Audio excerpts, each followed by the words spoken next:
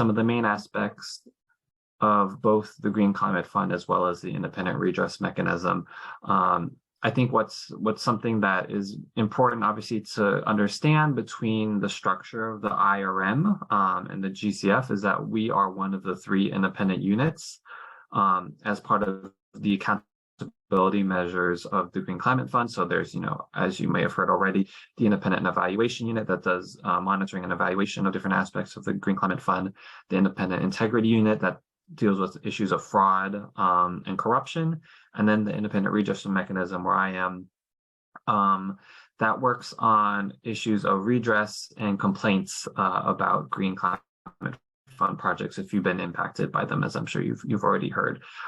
So that's, I think, one of the important things to know in terms of both how the independent redress mechanism is structured within the kind of Green Climate Fund ecosystem. But then also to emphasize our independence and the fact that we at the IRM do not have a say within the projects and programs of the Green Climate Fund. Those are all, proposed by accredited entities, approved by the board. And then we are kind of one of the stopgaps and one of the accountability mechanisms, as I'm sure you heard, as I think one of the main aspects of what we do. As you know, there are multiple steps that can be taken if you have been impacted by a Green Climate Fund project. I think one of the important things that we try to work on, especially in my role as communications, is outreach. So making sure that affected communities and individuals are aware of the IRM and that they know that we are available as a tool. In case you are impacted, you're obviously able to file a complaint with us. And oftentimes we'll work a lot with CSOs, such as the Bridge Policy Think Tank, so that they can also, be aware of the different projects and programs that are happening within the country, but then also make sure that, affected communities are aware, or potentially affected communities are aware that we do exist within the kind of larger GCF ecosystem. So I might stop there, and I'm happy to take questions that you might have or provide any additional information that you have about kind of how we fit in within the GCF.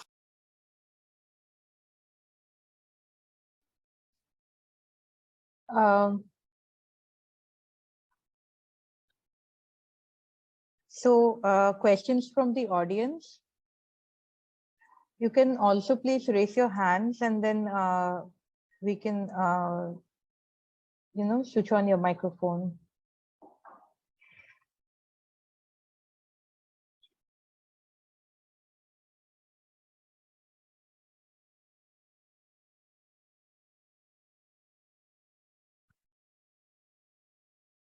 Well, Peter, while we get responses from the audience, one of the key things that we heard from most of the audience was that, so basically when we were going through the ongoing projects in Odisha, we realized that basically the project implementation has sort of had a there's been a problem in the implementation because of COVID, of course, and then because there is need for greater outreach to the communities. And so technically all the participants today are people, CSOs who work at the ground level and who can perhaps help the UNDP in their project implementation or NABARD in their project implementation. I understand it's not part of your role, but is there any way in which they can contribute, in your opinion, to helping, implement these projects better? Yeah, that's a good question. I think the role, especially of CSOs, is within like the GCF is quite varied. I think I first want to mention kind of the structure of the board and projects, and obviously there's a financing system where accredited entities, so you have to apply to be accredited. This can be by a multilateral organization, a national bank, it could even be a CSO. And so you apply to be an accredited entity to the GCF, and then a board approves your application as an accredited entity. Once you become an accredited entity, then you are able to propose projects to the GCF that can be then approved, and then you are in charge of carrying out those projects with the funding that has been in the project proposal. So that's kind of one of the first ways that CSOs can be involved. It is quite a lengthy process, so I will say that becoming an accredited entity isn't an easy task. Once the accredited entity, or once an organization becomes accredited, obviously then they have a way in which they propose the different projects. So that might be involving, you know, other organizations, it might be involving other community groups. And so all of that is really kind of at the bequest of the original accredited entity. So in this case, you know, UNDP is one of the accredited entities for a project. So normally they would have already kind of taken a comprehensive look at the different components of the funding proposal and kind of outlined already, you know, how they're going to implement that. Now, obviously, some of the things will involve, you know, various steps, and that might, you know, not be all done straight away, and it might not all be done at the very beginning of the project proposal. To have maybe an outline, oh, well, in stage 2 or stage 3, we'll be carrying out a certain aspect of the project that might then involve incorporating, you know, other entities or organizations. And so all of that obviously done at the accredited entity level. So, I mean, in those situations, I think it wouldn't hurt to reach out to the accredited entity to see how perhaps CSOs can be involved if there are opportunities throughout the project pipeline. I think another way that CSOs can be involved within the GCF, to highlight it, is on the board we have, as actual board members, an equal distribution of, I think it's 12 developing countries and 12 developed countries that have board seats and actually have a role in all of the board functions and the voting power. But there are also different observers. So they also attend board meetings. They attend most of the sessions, but I believe they aren't involved in some of the more confidential executive sessions because they don't have the voting power, but they are observers. So they are able to raise concerns and their opinion on all of the elements that are presented to the board. So there are 2 active observers from CSOs, and there are 2 from the private sector. And so I believe there's an election process among CSOs and who are the 2 representatives. And normally they are collecting viewpoints and inputs from the whole kind of CSO network. So even if you aren't one of the 2 CSO active observers, you are able to kind of voice your opinions about whether it's projects, whether it's the types of things that this GCF funds, whether it's you know, the processes that the GCF uses in terms of validating project proposals or implementing certain policies. Those are obviously then can be voiced through the CSO active observer, who then will be able to kind of voice these concerns or issues during board meetings, and also in between board meetings via email and whatnot. So that's another opportunity that CSOs can be involved.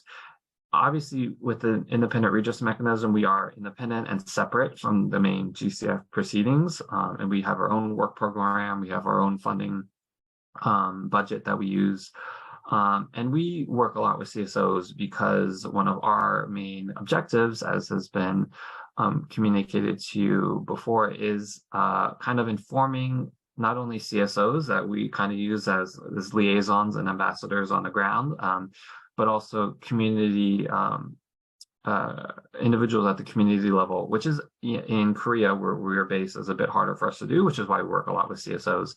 And I think for us, one of the important aspects is the power and the kind of the mandate of CSOs and kind of raising the voice and concerns about people on the ground who can be affected by GCF projects. So that's why we rely a lot on kind of the CSO network, the ability and the active kind of I guess, voice and a network that CSOs have to reach those that could be impacted by GCF projects. Now, within the funding of the actual projects, there are various protocols in place where accredited entities are supposed to do outreach before the project proposal and even during to affected communities, to indigenous peoples, to various groups to ensure that it complies with GCF policies and procedures. So there are different policies that kind of protect the different vulnerable groups to make sure that they aren't being impacted. So there is supposed to be some sort of due diligence that's done ahead of the projects to ensure that, hopefully there wouldn't be a complaint. But obviously there are, gaps within that occur. There are, areas that might not have been seen or unintended consequences, where then we and then perhaps also CSOs and communities themselves do have an option to file a complaint. So yeah, it's a somewhat complicated process, but within the GCF model, there is this room for accountability that hopefully ensures that individuals, especially at the local and community level, are not impacted negatively. But there is always, the risk that they are. So yeah, I'll take another break here and see if there are any questions. Okay. Any questions from the audience? Please feel free to raise your hand or put them in the Q&A. Otherwise, well,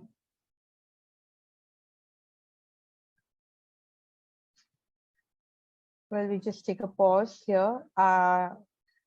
Otherwise, I'll just close this session for the day. Perfect. Maybe one last thing I can add is, the IRM, we are reachable. We have a website that's in English, but then we also have some translatable options at the bottom. And obviously, if you have a plugin, you can use Google Translate and have all of our materials translated. So if you do want to reach out to us, we have our email address, which is available on our website, and then also a phone number. We have an online form if there is a complaint that you wanted to file, or if you have questions about how the complaint process works or any of that. So we are available. But I do recommend as a first step to go to our website, which I believe you have. Otherwise, I'm happy to put it in the chat just as another reminder. Well, we have seen how to find a project on the website, but we would, Perfect. you can just put it in the chat as well. That will be great. Chat. Okay. To hosts and panelists, am I able to share it with everybody? Participants? I think yes, through chat you can share. Okay, I just shared it, but it says hosts and panelists, so we'll see if everyone gets it. Yes, so just to say, if you do have questions following up to this, we are also available to help answer anything that you might have. Thank you so much for joining us, Peter. Thank you so much, all the attendees, for joining us today.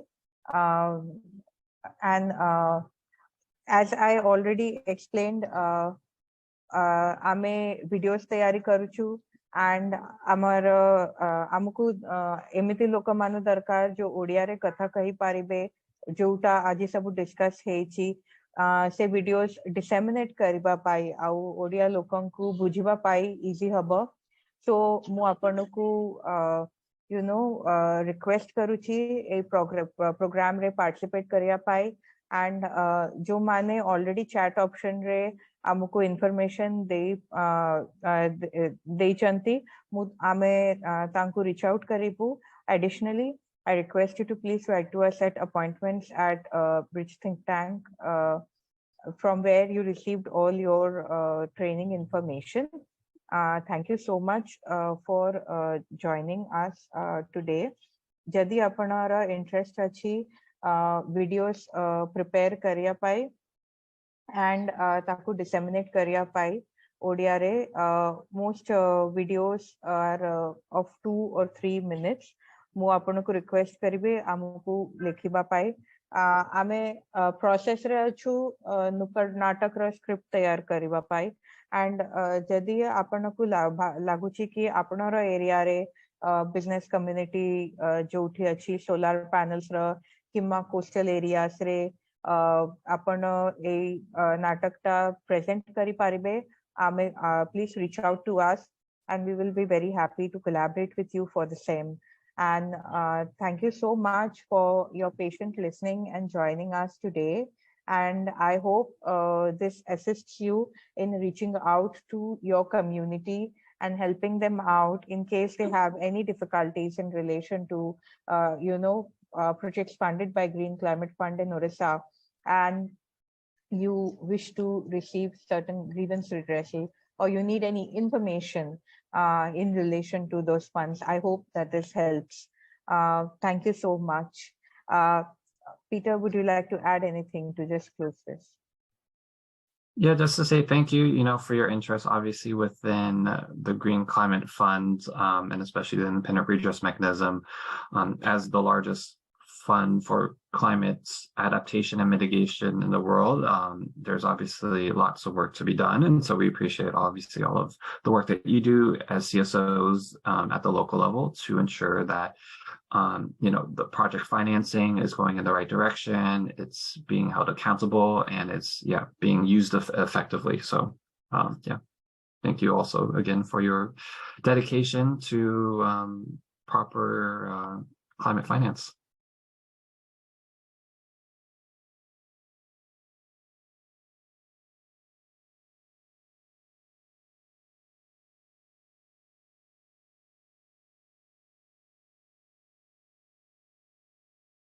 I'm sorry, I was on mute.